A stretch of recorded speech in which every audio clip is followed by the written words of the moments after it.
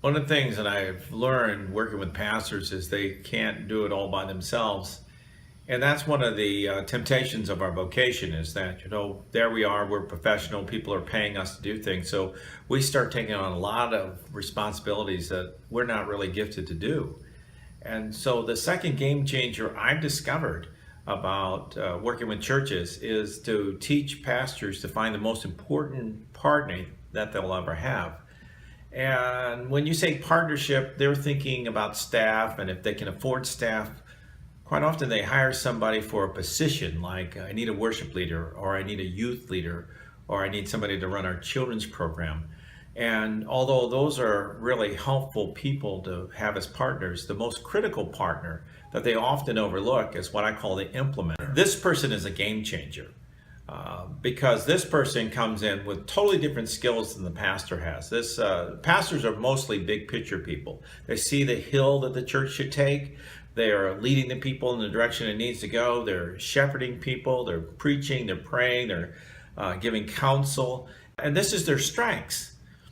But what they need in order to take the church forward is somebody who has different gifts from themselves. Somebody who is focused on how things get done and the details of how those things get done, and raising up leaders who can run those different systems that the church needs in order to be healthy. There are 18 different systems and nobody can do them all well, but there are people already in your church that are capable of running these systems, building these systems. And these are the people that you're looking for.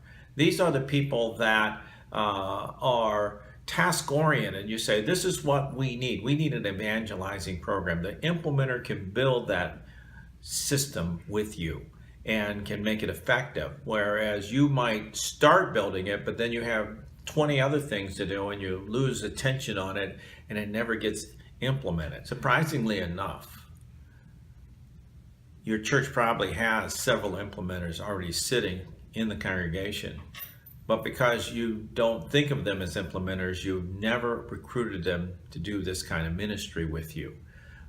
You might have asked them to be leaders over different kinds of ministries. You might have asked them to be on your leadership team or teachers, or they might work with your children, but their best strengths are actually building the systems alongside of you.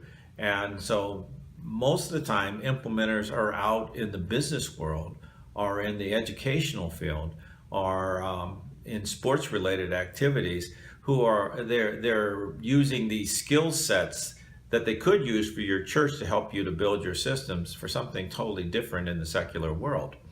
And what your job is as a pastor, if this is going to be a game changer for you, is to begin to identify who you need to recruit and ask to help you to build your systems.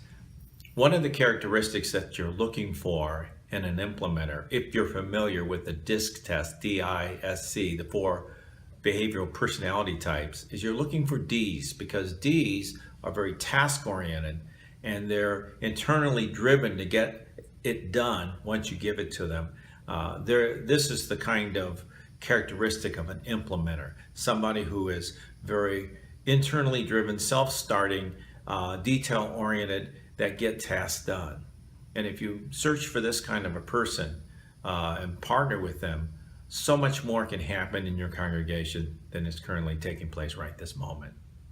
Next week, I'm going to talk about the third game changer, which has to do with refocusing your vision.